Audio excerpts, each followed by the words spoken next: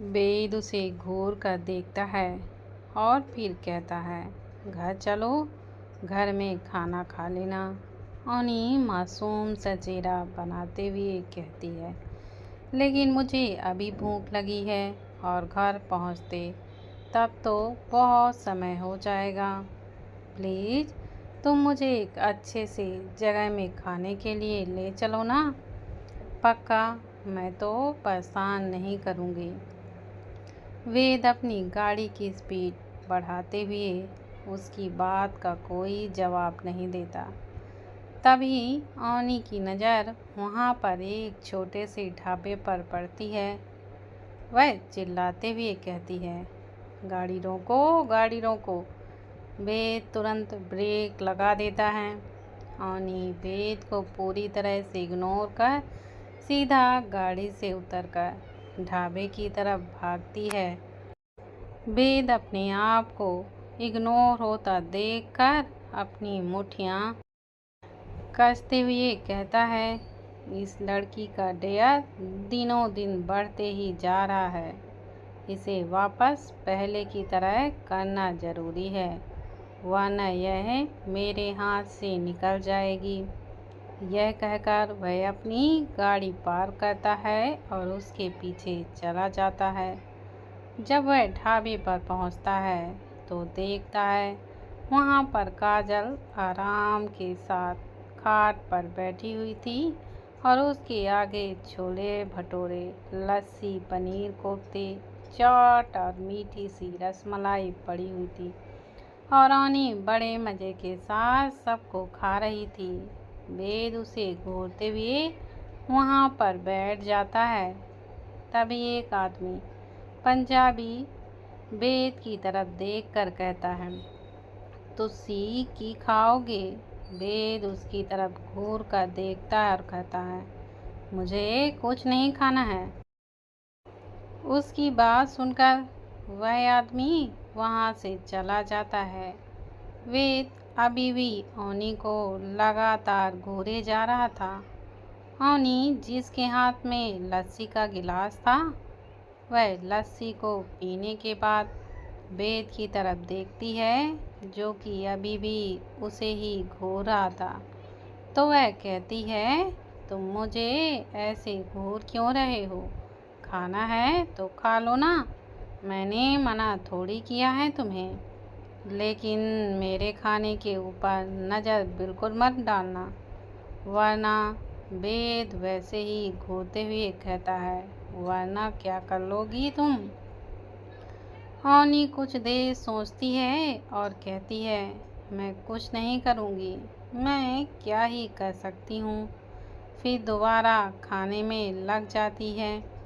वेद उसके बचकाने तरीके से खाने को देखकर कहता है, इंसानों की तरह खाओ, जानवर बनने की ज़रूरत नहीं है। ओनी जिसके मुंह में पूरे ही तरीके से पनीर कोफ्ता भरा हुआ था, वह उसे निगलने के बाद कहती है, जानवर तुम हो, मैं नहीं, इसलिए मुझे मत कहो। उसकी बात सुनकर वेद उसे अपनी आँखों से और बुरी तरीके से घूरते हुए कहता है, तुम्हारी हिम्मत कैसे हुई मुझे जानवर कहने की?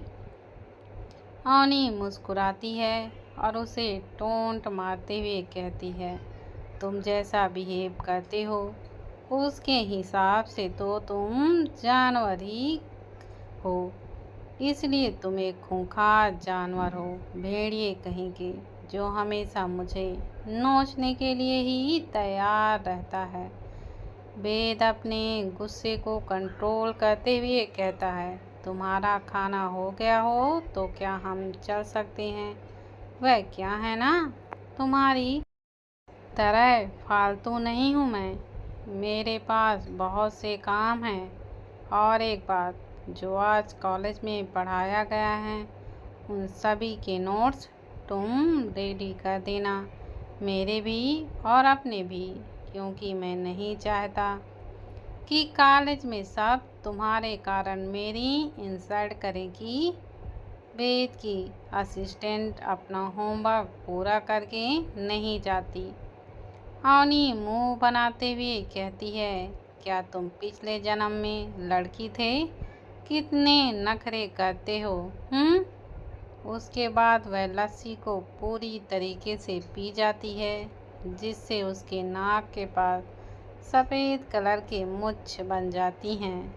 अवनी फिर वेद की तरफ देख कर कहती है, चलो अब। वेद की नज़र सिर्फ उसके ऊँट के पास लगे लस्सी पर थी। वह अवनी के पास जाता है और एक हाथ से उसकी कमर को पकड़कर, एक हाथ से उसके सिर को पकड़कर अपनी ऊँट उसके ऊँटों पर रख देता है। अवनी की आंखें हैरानी से बड़ी हो जाती हैं और वह उसे धक्का देने की कोशिश करती है, लेकिन वेद अपनी आंखें बंद कर सिर्फ उसके होंठों पर किस कर रहा था। जब पूरी तरीके से लस्सी साफ हो जाती है, तब वह उससे दूर हो जाता है।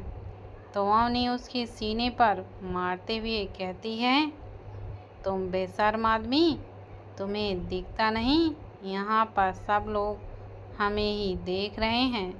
तुम ऐसे कैसे मुझे किस कर सकते हो?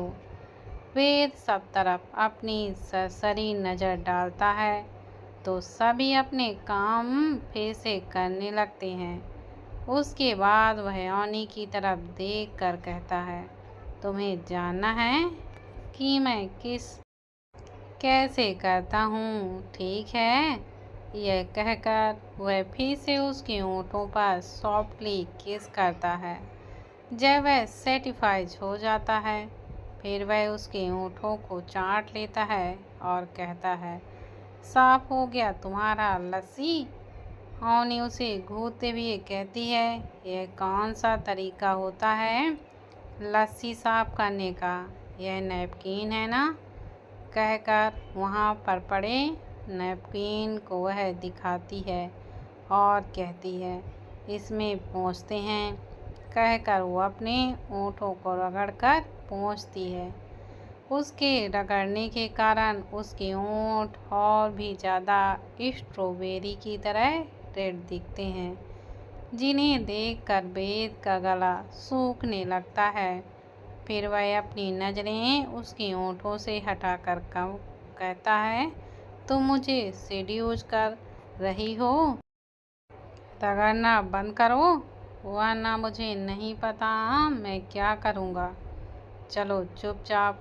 यह कहकर वह वहाँ पर 2000 का नोट छोड़ देता है और अवनी के हाथ को पकड़कर खींचते हुए ले जाता है। अवनी उसके ऊपर चिल्लाते हुए कहती है, तुम बेवकूफ़ आदमी, इतना ज़्यादा बिल नहीं होता। तुमने कितना सारा पैसा दे दिया है। तुम अमीर हो, इसका मतलब यह नहीं कि फालतू चीज़ों में पैसा वेस्ट करो। तुम्हें पता है वह मुश्किल से 500 के खाने थे, तुमने 1500 एक्स्ट्रा दे दिए हैं। मुझे नहीं पता, मुझे वह वापस चाहिए। वेद उसे खींचते हुए गाड़ी में लाकर बैठाता है और उसे सीट बेल्ट उसके करीब जाकर लगाता है, और जैसे ही वह उसकी तरफ देखता है तो अवनी के होंठ उसके होंठों से टच हो जाते हैं, जिसके साथ ही अवनी की आंखें बड़ी हो जाती हैं। वेद उसके गाल को पकड़कर उसके होंठों पर सॉफ्ट किस करता है, फिर उससे अलग होकर कहता है, मैंने पैसे कमाए थे तो मैं वेस्ट कर सकता हूँ। यह कहकर वह उसके तरफ का दरवाज़ा बंद करता है और आकर कार में बैठ जाता है और फिर दोनों घर की तरफ निकल जाते हैं। अवनी पूरे रास्ते पर उसे घूर रही थी। वे ड्राइविंग करते हुए कहता है, ऐसे घूरना बंद करो, वरना मुझे गाड़ी में ही वो सब करने में दिक्कत नहीं है। उसकी बात सुनकर अवनी जल्दी से उससे अपनी नज़रें हटा देती है। वेद मन ही मन मुस्कुराता है। शाम का वक्त वीर, उज्ज्वल, अभिनव तीनों अपनी कार में बैठे डिनर के लिए रेस्टोरेंट जा रहे थे। उज्ज्वल अपने आप में खोए हुए गाना गाया, मेरे सपनों की रानी कब आएगी तू, आई रुत मस्तानी कब आएगी तू, बीती जाए जिंदगानी कब आएगी तू, चली आ तू चलिया। वीर उसके गाने को सुनकर हंसते हुए कहता है, क्या बात है, तू कब से इतना शौकीन होने लगा।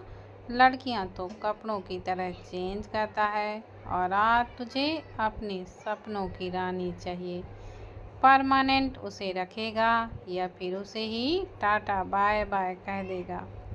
उसकी बात सुनकर उज्ज्वल उससे नाराज होने की एक्टिंग करते हुए कहता है, दिस इज नॉट फेयर भाई, आप मुझे ऐसे इतना बुरा लड़का नहीं बना सकते। हाँ, जवानी के दिनों में तो सब शौकीन होते हैं, मैं भी हूँ। उसकी बात सुनकर अभिनय जल्दी से कहता है, लेकिन एक बात याद रखना, बड़े पापा सिर्फ बड़ी माँ के लिए पेजेसिव थे, बाकी लड़कियों को देखते नहीं थे, तेरी तरह जब तक लड़कियों को ताड़ता रहता है। उसकी बात सुनकर उज्ज्वल अपनी आंखें बड़ी करके उसकी तरफ देखता है और कहता है, यह देखो कौन मुझे ज्ञान दे रहा है, जो मुझसे भी 4 कदम आगे हैं। आपके चरण कहाँ हैं प्रभु। अभिनय कहता है, अभी ब्रेक और एक्सोलेटर पर है, बाद में छू सकता है। उसके कहने पर वीर जोर से हंसता है। उसको हंसता देखकर उज्ज्वल कहता है, अगर आप लोग ऐसी ही मेरी खिंचाई करोगे ना तो मैं नहीं जा रहा खाने, आप दोनों जाओ। वीर उज्ज्वल की तरफ देखकर कहता है, भाई बस कर, वरना रो देगा यह। चल ठीक है। वह तीनों रेस्टोरेंट पहुंचते हैं और अपनी गाड़ी पार्किंग एरिया में पार कर अंदर की तरफ जाने लगते हैं। तभी एक उनके उम्र का लड़का उन्हें दिखता है, जो कि वहां पर अपने सिर को बैठे परेशान लग रहा था। अभिनय कहता है, इसे क्या हुआ, परेशान है। वीर कहता है, चल चल कर पूछ लेते हैं। यह कहकर वह तीनों उसकी तरफ चले जाते हैं। अभिनय उसके कंधे पर हाथ रखते हुए कहता है, hey bro, what's any problem. वह लड़का अचानक उसकी आवाज़ सुनकर डर जाता है और उसकी तरफ देखकर कहता है, नहीं सर, कोई बात नहीं है।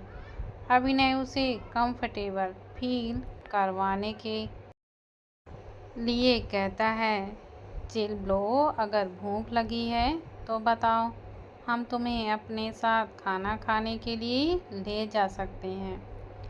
वह लड़का उसकी बात सुनकर थोड़ा सा रिलैक्स फील करता है और फिर कहता है, नहीं सर, ऐसी कोई बात नहीं है। तो उज्ज्वल कहता है, तो क्या हुआ, इतने परेशान क्यों हो।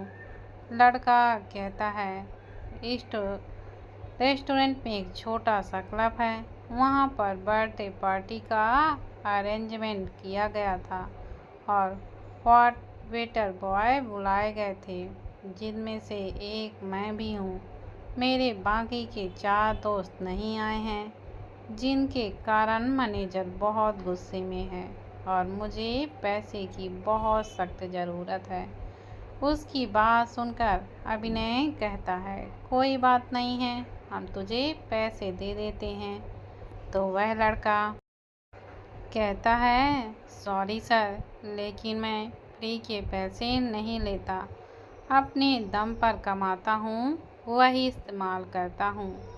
अभिनय वीर और उज्ज्वल को देखकर कुछ इशारा करता है। वह दोनों उसके साथ चले जाते हैं। अभिनय उन दोनों को देखकर कहता है, क्या हम इसकी हेल्प करनी चाहिए। वीर शरारती ढंग से मुस्कुराता है और कहता है, birthday party what boys better. ठीक है चलो चलते हैं। अभिनय उसे रोकते हुए कहता है, अरे बेवकूफ, अगर किसी ने हमें देख लिया और पहचान लिया तो हमारे इज्जत की कबाड़ा हो जाएगा।